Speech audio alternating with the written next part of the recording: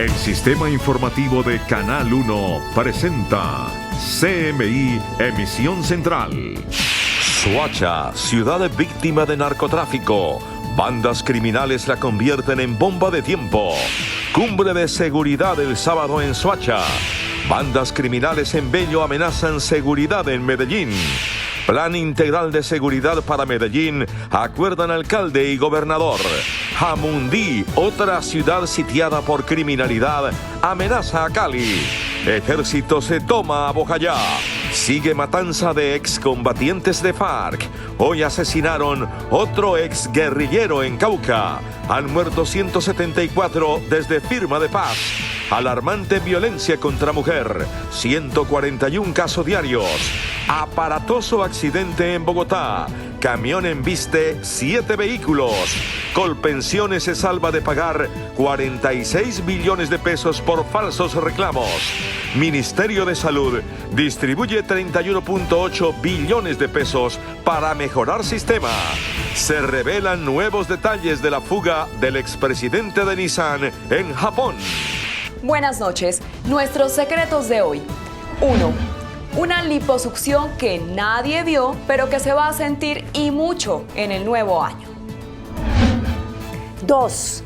El 2020 viene cargado de decisiones importantes que deben tomar las altas cortes en materia penal, administrativa y constitucional.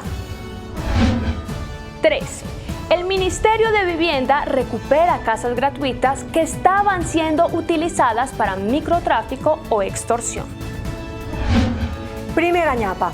Como nunca antes había ocurrido en la historia del país, hay mayoría femenina en el actual gabinete ministerial. 10 mujeres y 8 hombres. Segunda ñapa. Los movimientos tras la elección de la mesa directiva del Consejo de Bogotá. Y mi ñapa. Entre los 1.103 municipios se posesionó un particular alcalde. Una pista. Es cantante. 1, 2, 3 y las 3 ñapas al cielo. Buenas noches. En Soacha, municipio de Cundinamarca, la inseguridad provocada por el narcotráfico, la presencia de grupos armados, el caos vial, la falta de oportunidades de empleo y el déficit de cupos escolares, hoy asumió el nuevo alcalde de la población, Juan Carlos Aldarriaga, con el reto de enfrentar este difícil panorama que hace de este municipio cercano a Bogotá una verdadera bomba de tiempo. Soacha es el municipio más poblado y más grande de Cundinamarca. Actualmente posee más de 1 millón de habitantes. Su área de 184 kilómetros cuadrados alberga una de las situaciones de inseguridad más preocupantes. Según la Defensoría del Pueblo, actualmente en Soacha tienen presencia grupos postdesmovilizados de los paramilitares, como las Águilas Negras, las autodefensas gaitanistas, los Rastrojos, disidencias de las FARC, presencia del ELN y otras bandas criminales como los Paisas y los Costeños. Todos estos grupos se disputan, además del control territorial, el negocio de la minería ilegal, los préstamos gota a gota, venta ilegal de tierras, mercado de armas, piratería, contrabando y la entrada y salida del narcotráfico hacia Bogotá. Aquí hay microtráfico, que es lo que genera más violencia. En la Comuna 1 hay varias, digamos, ollas que se llaman así, que debido a la falta de policía no hemos podido sacarlas de la comuna. Entonces hace falta el apoyo en esa parte. El microtráfico es mortal. A usted lo atracan subiéndose al colectivo, bajándose del colectivo, entrando a Transmilenio, saliendo de Transmilenio en la puerta de su casa. Los comités de vigilancia y de seguridad pues se dan para interpretar y revisar cuál es el tema en puntual en cada sitio, porque no solo tenemos ellos, tenemos los venezolanos que también nos están haciendo daño, algunos de ellos con delincuencia y con brotes de delincuencia. Pero tenemos que tener una policía activa y un alcalde muy activo. Para el nuevo alcalde Juan Carlos Aldarriaga, la seguridad será uno de sus principales retos en una ciudad que, según sus cálculos, tiene medio policía por cada 1.000 habitantes. La inseguridad es consecuencia del desempleo. Entonces tenemos que generar empleo, tenemos que atacar lo social, tenemos que generar espacios deportivos, escenarios deportivos, educación para nuestros jóvenes, universidad para nuestros jóvenes, y con esto poder hacer que la delincuencia se convierta en oportunidades de empleo.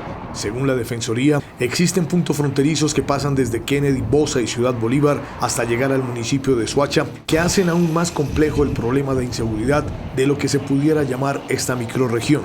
Hay que cambiar la corrupción, porque la corrupción empieza por la policía, porque ellos son unos corruptos. Una presidenta, una líder no puede decir allí pasa esto, hay una olla, porque ellos lo entregan a uno para que lo maten. Autoridades y habitantes están de acuerdo en que el colapso vial, la falta de educación, el microtráfico, la presencia de bandas criminales y la falta de recursos para recibir los numerosos desplazados y venezolanos que no paran de llegar hacen que este municipio se pueda convertir en una bomba de tiempo. Tenemos hoy un déficit de más de 5.000 muchachos. Lo primero que hay que hacer es suspender la construcción de vivienda en nuestra ciudad. No podemos seguir creciendo en vivienda de interés social, pero no llegando colegios, no llegando educación, no llegando servicios, no llegando hospitales, no llegando más policía. Por eso el nuevo POT estará cerrado a la construcción de más vivienda en nuestra ciudad y vamos a incentivar la construcción de más industria para generar más empleo. En medio del aumento de las amenazas, extorsiones y desplazamientos interurbanos, crecen las expectativas de la población ante la llegada del nuevo mandatario. Precisamente este sábado en Soacha se adelantará una cumbre extraordinaria de seguridad para buscar entre Bogotá y Cundinamarca una solución conjunta a la problemática que vive esa población.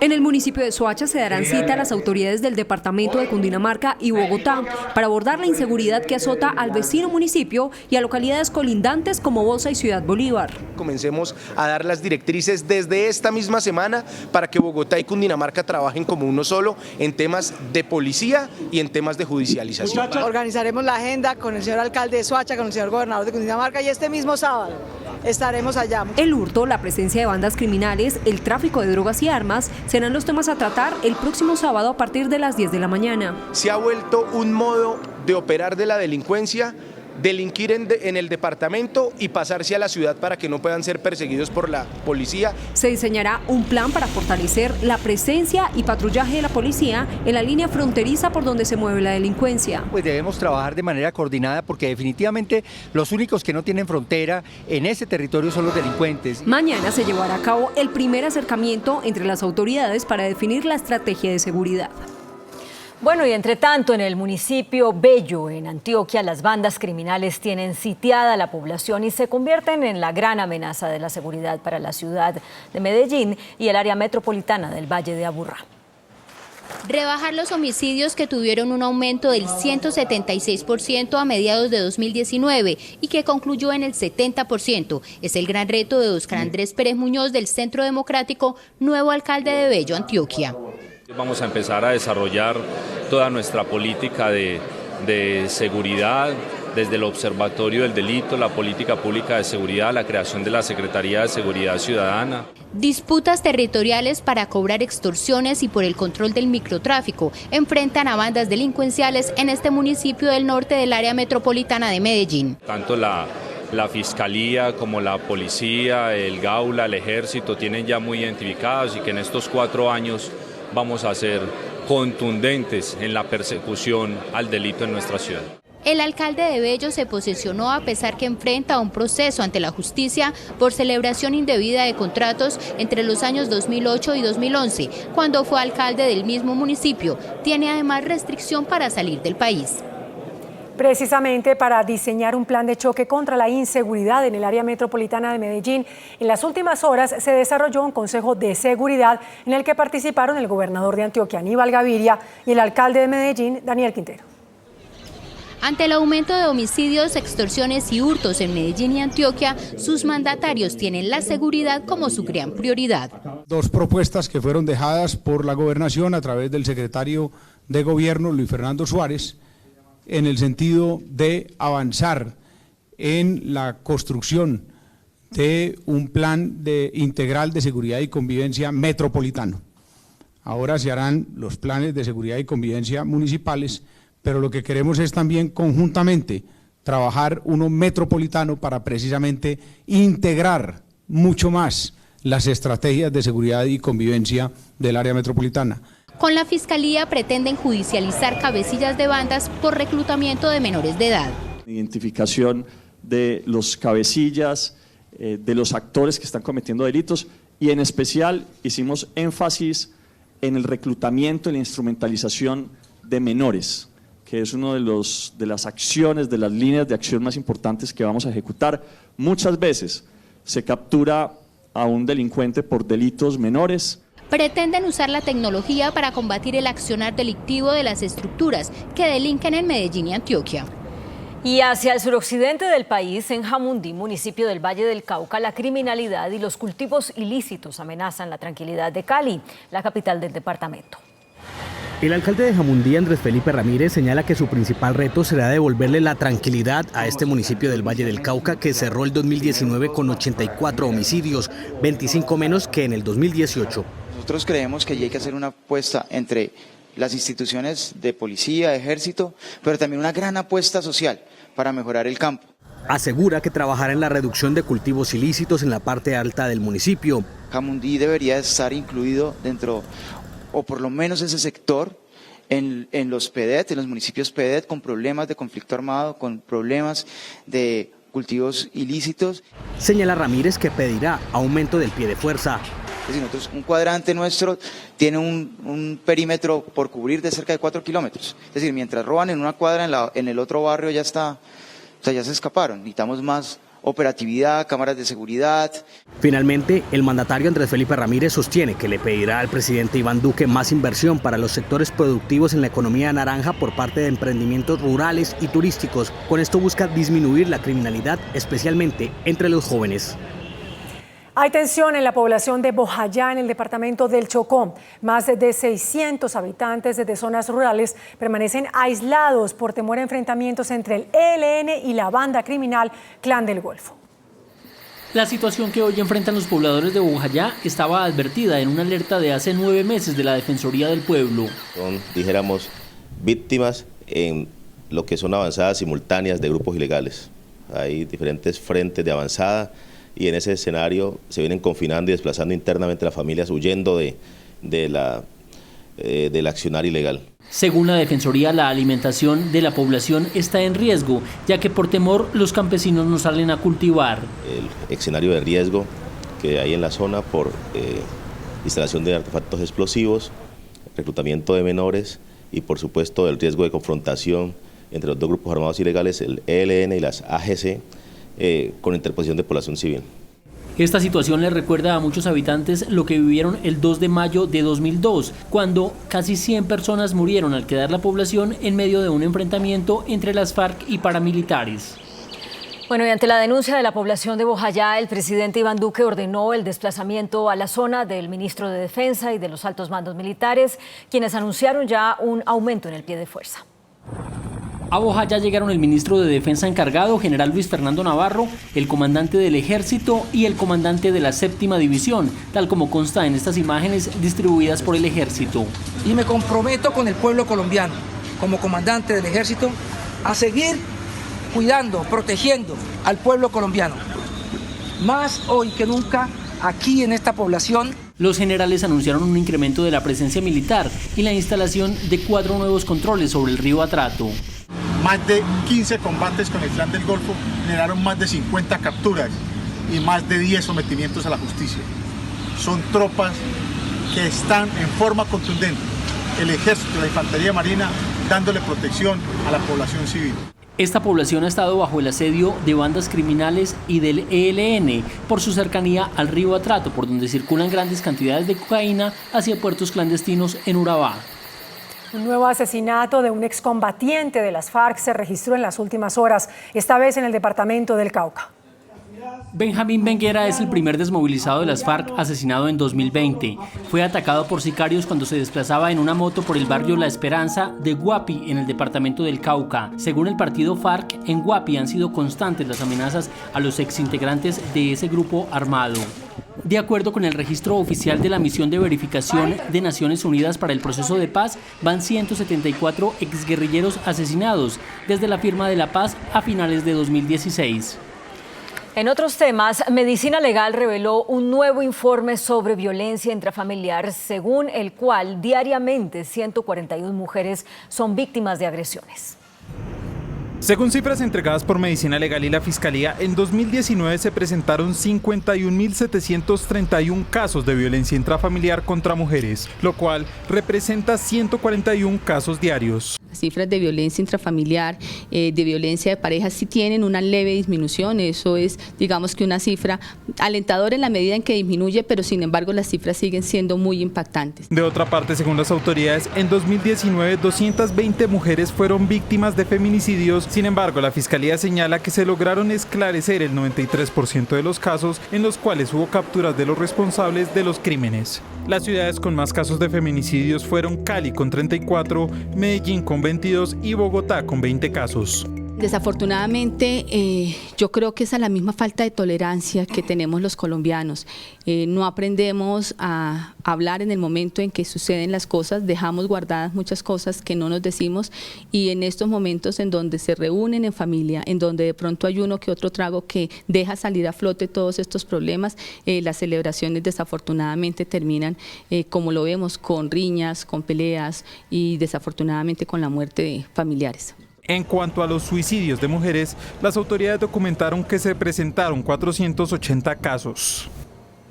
Las autoridades aumentaron a 100 millones de pesos la recompensa para quien entregue información sobre el homicidio del fiscal Alcibiades Libreros. El funcionario fue asesinado el 29 de diciembre en Cali. La Fiscalía investiga si el crimen tiene relación con los procesos judiciales que estaban a su cargo. Y un aparatoso siniestro generó caos en el sur de Bogotá. El conductor de un furgón perdió el control y embistió a 6 vehículos. 3 personas quedaron heridas.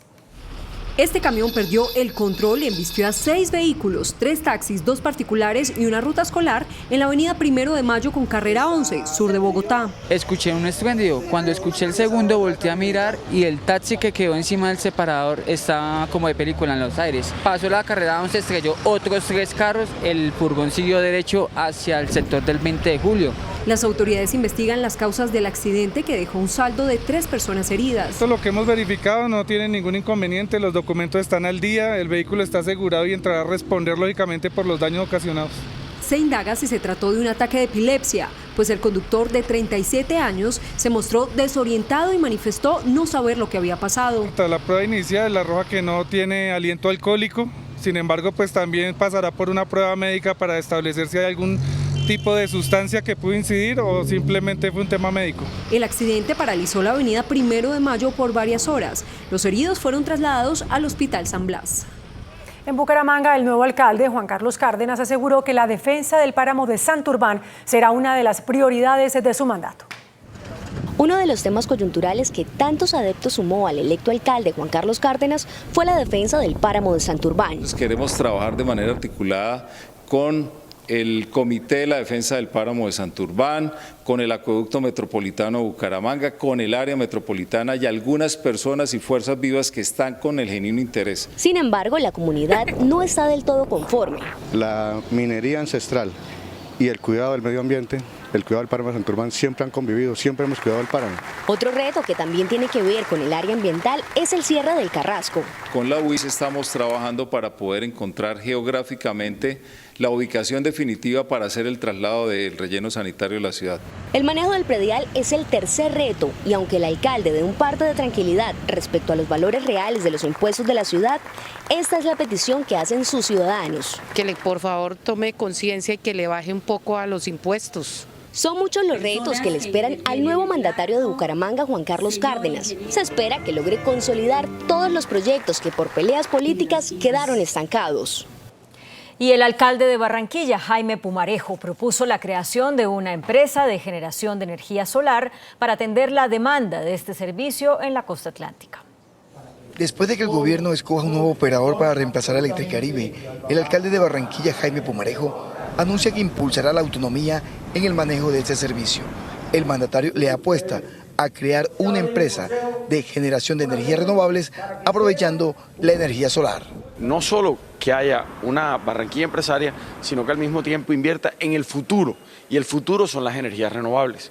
Los primeros 4 años pretendemos que lo que consumimos en nuestras oficinas, en nuestros hospitales, en nuestros colegios, sea 100% proveído por la energía renovable. El proyecto no está sujeto a lo que será la consecución del nuevo operador. Nosotros vamos a montar una empresa que lo que busca no es sustituir a Electricaribe. Nosotros necesitamos que Electricaribe se vaya y llegue un nuevo operador, como lo ha dicho el gobierno nacional. Lo que nosotros vamos a montar es una empresa de generación eléctrica. De otra parte, en su primer acto de gobierno, Jaime Pumarejo visitó la comunidad del barrio El Bosque, uno de los sectores más afectados por la inseguridad en Barranquilla. Primero, más cercanía con la fuerza pública mediante la tecnología, instalación de cámaras en este sector y en otros. Jaime Pumarejo se reunió esta tarde con los 75 ediles de Barranquilla. Y el procurador Fernando Carrillo pidió a alcaldes y gobernadores priorizar la destinación de recursos para la prestación de servicios públicos en las regiones. En una directiva emitida por el despacho del Procurador General Fernando Carrillo, el jefe del Ministerio Público le pide a los recién posesionados alcaldes y gobernadores que adopten medidas para que los municipios tengan servicios públicos domiciliarios eficientes.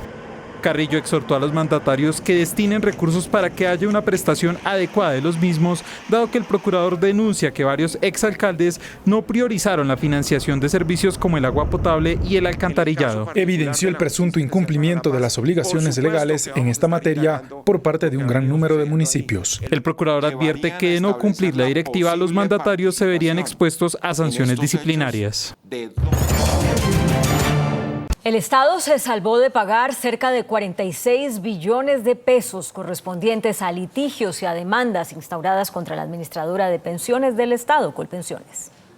Según el presidente de Colpensiones, con acciones tales como matrimonios por conveniencia o falsas discapacidades, a la estatal administradora de pensiones se le reclamaron en el año que termina unos 40 billones de pesos en mesadas que al final no se pagaron tras fallos que resultaron favorables a la entidad.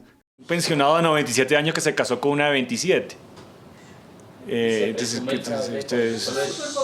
falleció y entonces ya venía yo soy esposa del pensionado, quiero mi pensión. En la mayoría de casos, Colpensiones contó con apoyo de la Agencia Nacional de Defensa Jurídica del Estado. Fueron 46 billones de pesos que la entidad no pagó por sentencias judiciales, de los cuales la mayoría, casi 40 billones, tienen que ver con pensiones adjudicadas de manera fraudulenta. Villa reveló que para este año Colpensiones será fortalecida con un presupuesto de 29 a 30 billones de pesos para 1.376.000 pensionados y 22.000 titulares de los beneficios económicos periódicos BEPS que no cotizaron para una pensión. Estamos teniendo un crecimiento alrededor de unos 55.000 pensionados cada año y eso está proyectado que se mantenga durante todo el año 2020. Durante 2019 se pagaron alrededor de 28 billones de pesos en pensiones y llegamos a 1.373.000 pensionados. De esos, casi 1 millón son de pensionados de vejez y el resto son pensiones de invalidez y sobrevivencia. Señaló que están atentos a los cambios que decidan gobierno y Congreso en la anunciada reforma pensional. La usura va en aumento y afecta a miles de personas y microempresas en Colombia. A pesar de ser delito penalizable hasta con 10 años de prisión, es practicada por empresas que ofrecen préstamos en condiciones que resultan onerosos para quienes no pueden superar las estrictas condiciones de los créditos bancarios.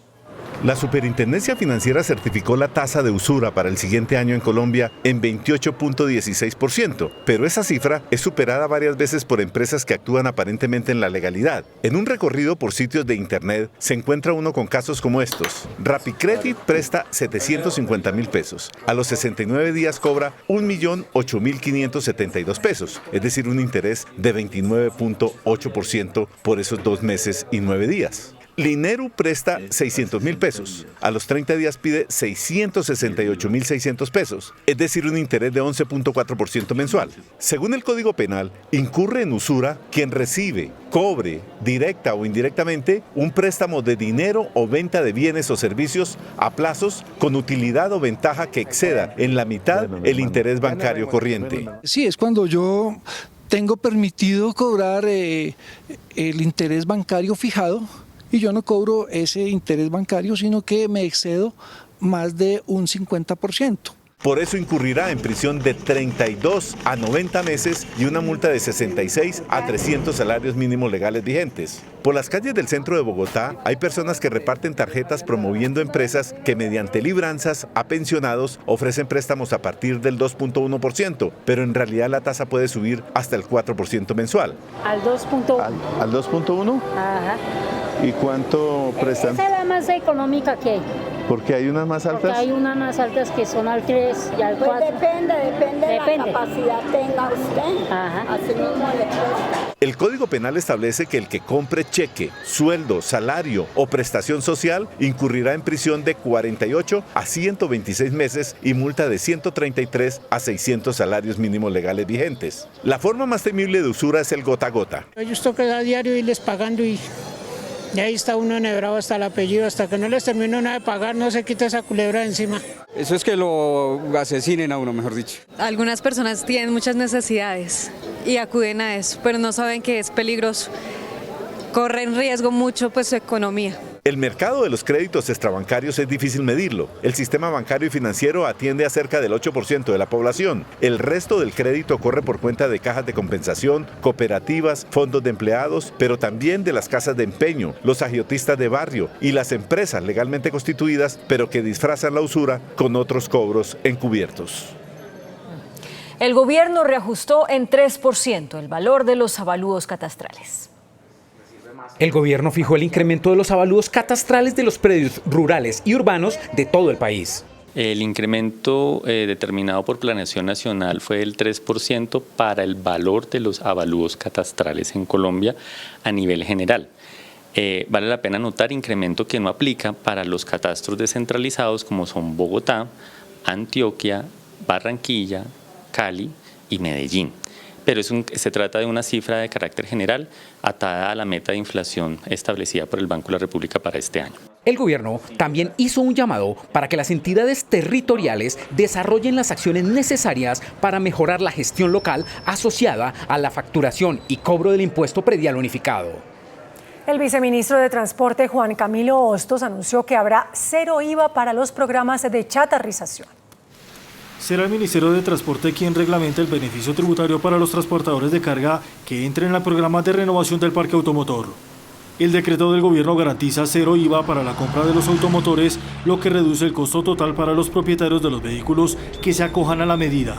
Cabe recordar que para quienes entreguen el viejo vehículo y tengan la reposición, tendrán un beneficio de hasta 60 millones de pesos. Todos los servicios de transporte público van a tener esa posibilidad de desintegrar sus vehículos viejos, improductivos y poder adquirir un vehículo nuevo sin IVA y en muchos casos con beneficio también económico del gobierno. El programa de modernización tendrá 3 ejes fundamentales para evitar las irregularidades del pasado.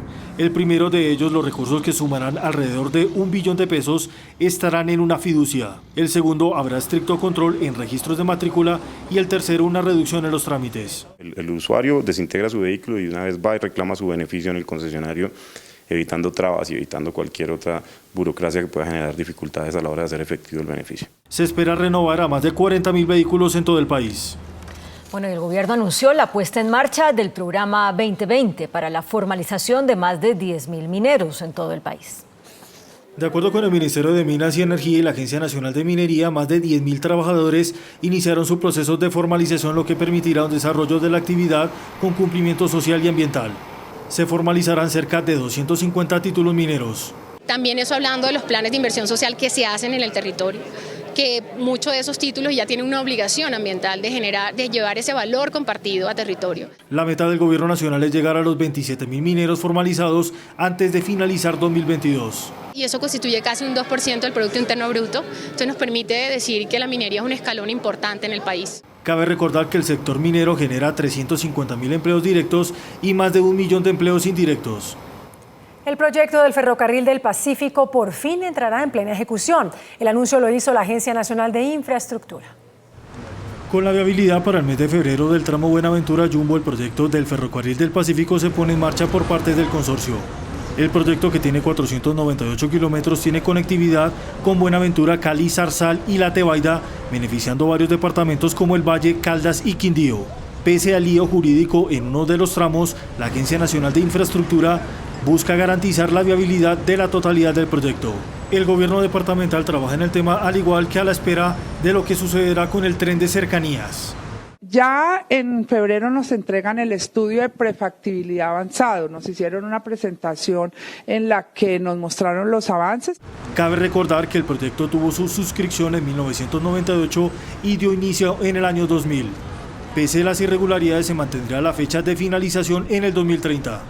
Se espera la movilización de más de 7.500 toneladas con un objetivo de más de 50.000 al cierre del proyecto. El director del Centro de Estudios Económicos Fedesarrollo, Luis Fernando Mejía, aseguró que 75 de cada 100 personas en edad de jubilación terminan por fuera del sistema y sin una pensión. El director de Fedesarrollo consideró que la reforma pensional anunciada para este año por el gobierno Duque es necesaria y en todo caso debe apuntar hacia la cobertura que es baja y la inequidad. Tenemos un sistema previsional tremendamente complicado con dos sistemas que funcionan de manera paralela, que tienen subsidios especialmente para las personas de altos ingresos. Según Fedesarrollo, de cada 100 personas en edad de jubilación, solo 25 logran pensionarse. Las otras 75 terminan por fuera del sistema. También hay problemas desde el punto de vista de inequidad horizontal. Dos personas con las mismas características, las mismas edades, semanas cotizadas, tienen pensiones distintas, ya sea en el régimen público o en el régimen privado. Aseguró que la reforma pensional es necesaria pero insuficiente. En la medida en que no hagamos también una reforma laboral que permita aumentar la formalidad laboral, la formalidad empresarial, pues va a ser muy difícil. La reforma pensional está en estudio en unas mesas de trabajo de técnicos del gobierno, los gremios y representantes de los trabajadores antes de su elaboración. El gobierno nacional fijó en 31.8 billones de pesos el presupuesto del Ministerio de Salud para 2020, lo que implica un incremento de un 8% con respecto al año anterior.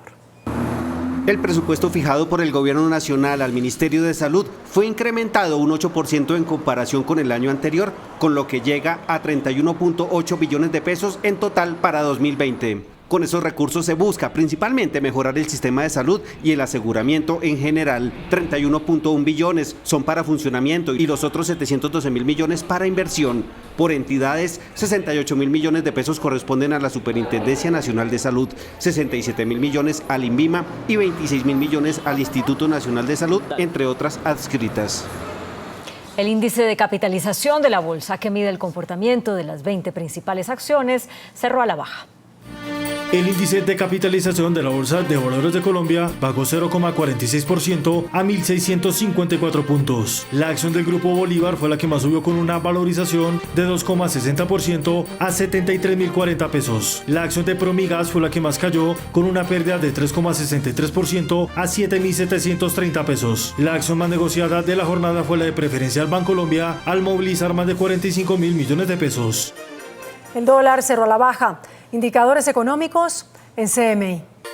La tasa representativa del mercado que regirá para mañana viernes será de 3.258 pesos con 84 centavos. Los profesionales del cambio compran la divisa en promedio entre 1.240 pesos y la venden entre 1.270 pesos. Un euro cuesta 3.635 pesos con 50 centavos. La libra de café en Nueva York se cotizó a $1 con 27 centavos. El azúcar se transó en 13,16 centavos de dólar la libra. El barril de petróleo WTI se cotizó en $61 con 16 centavos. La referencia Brent para Colombia se cotizó en $66 con 25 centavos. Una acción de Ecopetrol cuesta 3.320 pesos. Un revuelo internacional ha causado la escandalosa huida de Japón del expresidente de Nissan Renault, Carlos Ghosn, quien escapó al Líbano, nación que recibió una orden de arresto emitida por Interpol contra el empresario. El inédito escape del expresidente de Nissan Renault, Carlos Ghosn, de la residencia en la que estaba en libertad condicional pese a las estrictas medidas de vigilancia las 24 horas del día y las fuertes restricciones de movimiento impuestas por las autoridades japonesas para luego aparecer en una vivienda en el Líbano, ya cobró carácter internacional. Ghosn se habría escapado en una caja de instrumentos musicales de un grupo que supuestamente contrató su esposa, Carol Ghosn, quien es tildada como la mente maestra detrás del plan de escape, pese a que el mismo empresario negó la implicación de la mujer en los hechos. Escondido en la caja, logró salir de Japón y de ahí voló a Turquía, donde hizo una escala antes de llegar al Líbano en un avión privado donde presuntamente ingresó legalmente gracias a un pasaporte francés. Y pese a que no hay un acuerdo de extradición entre Japón y el Líbano, esta nación se aceptó la orden de arresto que emitió la Interpol para dar con su captura, mientras Turquía inició una investigación que ya deja 7 personas arrestadas, incluidos varios pilotos. Ghosn, que pasó de ser un titán de la industria automotriz a enfrentar una acusación de fraude, escapó denunciando un sistema de justicia amañado que retrasó su juicio y le prohibió hablar con su esposa, según revelaron fuentes cercanas al empresario. Australia arde. Los incendios forestales parecen incontrolables. Las llamas que azotan a Australia desde hace más de 3 meses se expanden por el suroriente del país. donde el cielo se tiñó de color naranja en las últimas horas a causa de los incendios forestales. Nueva Gales del Sur, el estado más afectado, fue declarado durante 7 días en estado de emergencia por los incendios que ya dejan 17 muertos. 2 de ellos murieron en lo corrido de este año. Las autoridades ordenaron la evacuación inmediata de turistas ante la inminente llegada de una nueva ola de calor este fin de semana que puede avivar las llamas. Cientos de hectáreas de bosque han quedado reducidas a cenizas por las fuertes conflagraciones que llegaron ya al estado de Victoria, donde más de una docena de personas se encuentra desaparecida. Al menos 18 muertos, entre ellos 4 menores de edad, deja el siniestro de un avión militar en el este de Sudán. La aeronave que despegó de la ciudad de Al Geneina transportaba 7 tripulantes, 3 jueces y 8 civiles, de los cuales ninguno sobrevivió, según informaron las autoridades que investigan las causas del hecho.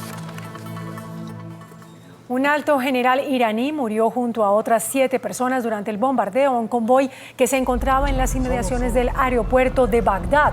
Y aunque la autoría del ataque no ha sido confirmada, voceros de las milicias chiíes proiraníes en Irak le atribuyeron el ataque a Estados Unidos. Esta ofensiva ocurre apenas 2 días después del asalto a la embajada estadounidense en la capital iraquí. Nicolás Maduro aceptó que la dolarización es una realidad para la economía venezolana, pese a que la compra y venta de la moneda estadounidense fue restringida durante años. La dolarización llamada así es una realidad económica.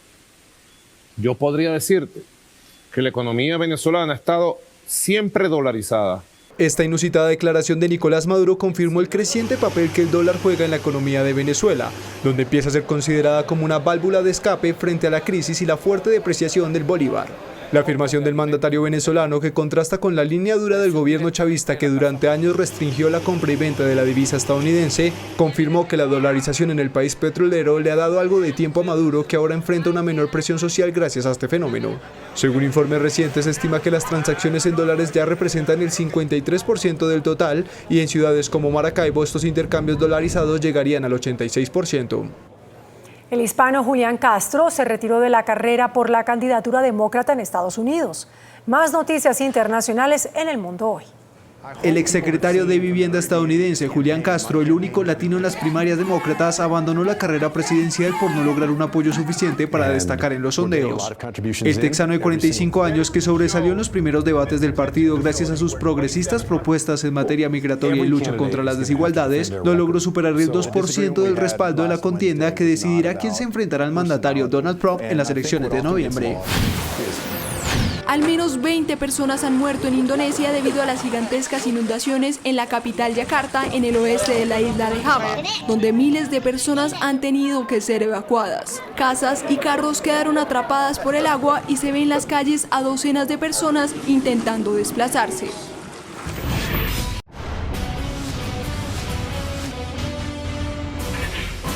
Nuestros secretos de hoy. 1. Cuando agonizaba el 2019 y el país se preparaba para recibir el nuevo año, el gobierno expidió un decreto que tendrá, sin lugar a dudas, un alto impacto en muchos sectores. Se trata de este decreto, fechado el 31 de diciembre del 2019, que ordena un recorte de 9 billones de pesos en todos los gastos del gobierno. La norma no afecta lo que ya se había pagado, pero sí restringe la posibilidad de que las entidades del Estado utilicen ese dinero comprometiendo gastos futuros. Los más afectados con esta liposucción en los gastos del gobierno son los ministerios de salud, al que le recortan 2,7 billones de pesos, de Hacienda con recortes de 1,6 billones de pesos y el de Defensa con recortes por 340.000 millones de pesos. Los ministerios de Agricultura, Educación e Interior tendrán que hacer un recorte, cada uno de 100.000 millones de pesos. Este apretón de cintura de última hora le permitirá al gobierno cumplir con las metas de déficit fiscal y lograr un Estado más estilizado y austero en el año que comienza. 2. Las altas cortes deben tomar importantes decisiones este año. Por ejemplo, la Corte Suprema de Justicia tiene en sus manos, además de su recomposición, de la solución de su crisis interna y de la elección de fiscal general, la decisión en el caso del senador Álvaro Uribe Vélez, quien es investigado por una supuesta manipulación de testigos. En este proceso, la sala de instrucción tendrá que decidir si lo llama a juicio o archiva el proceso, lo cual no será nada sencillo porque, sea cual sea el fallo, con toda seguridad causará polémica y grande. Por su parte, el Consejo de Estado tendrá que definir si prohíbe o avala la extracción de hidrocarburos mediante la técnica del fracking que enfrenta a los ambientalistas y al gobierno. Tanto el Ministerio de Minas como Ecopetrol sostienen que es una técnica segura y necesaria para la sostenibilidad económica del país por el aumento en la producción de gas y petróleo, mientras que quienes defienden el medio ambiente advierten que podría poner en riesgo las fuentes hídricas, el suelo, la fauna y la flora. El fracking lo decide el alto tribunal. Finalmente, la Corte Constitucional tendrá que revisar una tutela que presentó el exministro Andrés Felipe Arias, quien busca que su condena a 18 años de prisión sea revisada en una segunda instancia. La Corte ha negado esa segunda instancia para los aforados condenados por la Corte Suprema de Justicia antes de 2018. Ese es el caso del exministro Arias. Esta decisión no es sencilla porque si la Corte le da la razón al exministro, abriría la puerta para que todos los condenados en una instancia exijan también la revisión de sus sentencias. Como ven, este 2020 pinta movido en materia judicial. 3. El Ministerio de Vivienda descubrió que varias casas que habían sido entregadas de manera gratuita a familias supuestamente necesitadas, en realidad estaban siendo utilizadas para actividades como el microtráfico o la extorsión. Luego de un trabajo investigativo con apoyo de la Policía y la Fiscalía General, el Ministerio recuperó 8 casas que habían sido adjudicadas en Atlántico, Risaralda, Tolima y Valle del Cauca y que se utilizaban en narcotráfico. Por otras razones, como por ejemplo, mantener la vivienda deshabitada o no pagar las cuotas de administración, otras 53 viviendas fueron revocadas durante el año que acaba de terminar.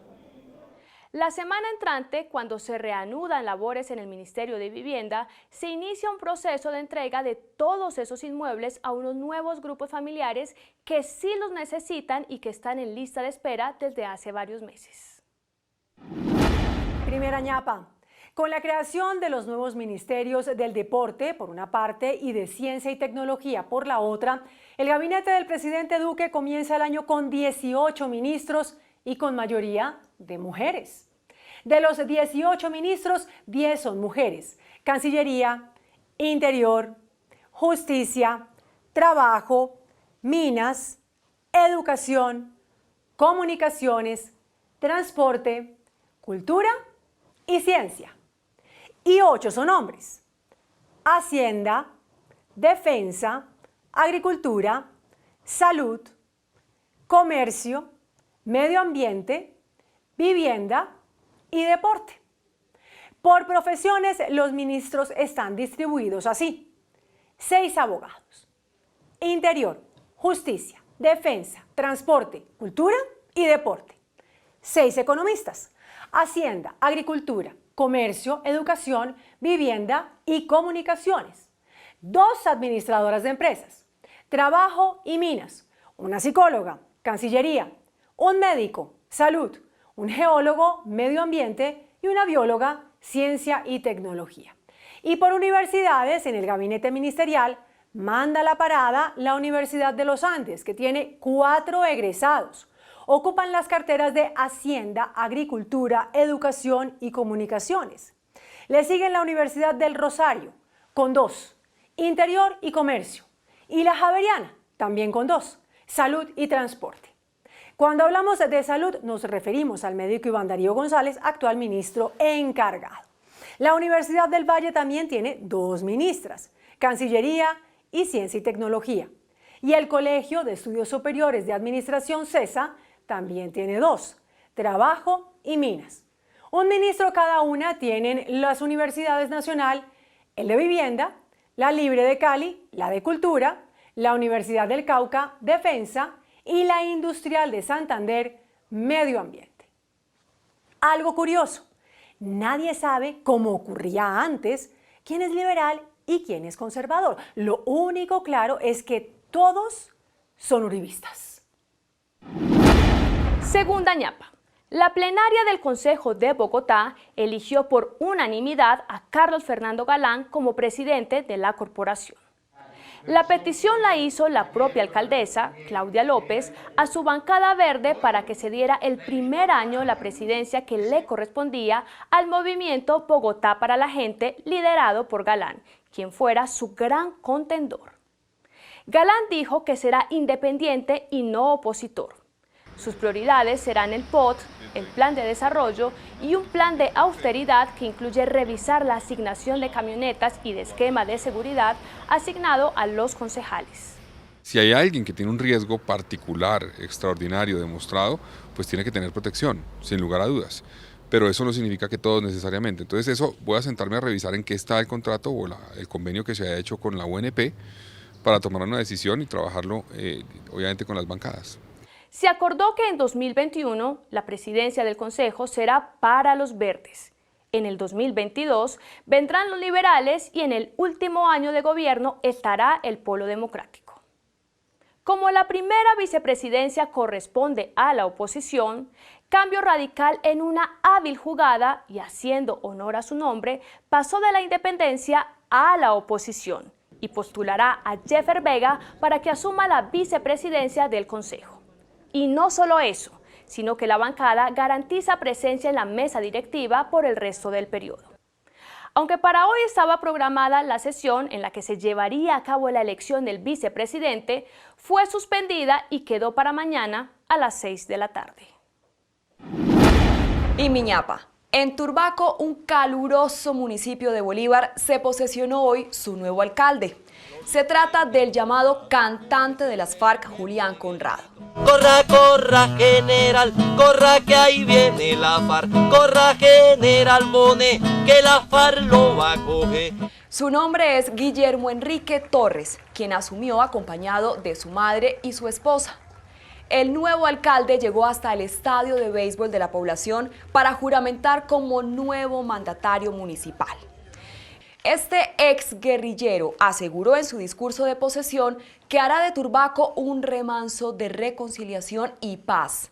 Dijo además que su trabajo es y será para el pueblo. Por eso invitó a los turbaqueños a que estén atentos a todo lo que él va a desarrollar dentro de su administración, pues el pueblo es el que tiene la palabra. El cantante de las FARC estuvo acompañado por los también exguerrilleros y ahora congresistas Marcos Calarcá y Victoria Sandino, representante y senadora respectivamente. Dijo en su discurso que no permitirá que ningún grupo al margen de la ley interrumpa la tranquilidad de sus 70.000 habitantes. Hasta mañana, que descanse.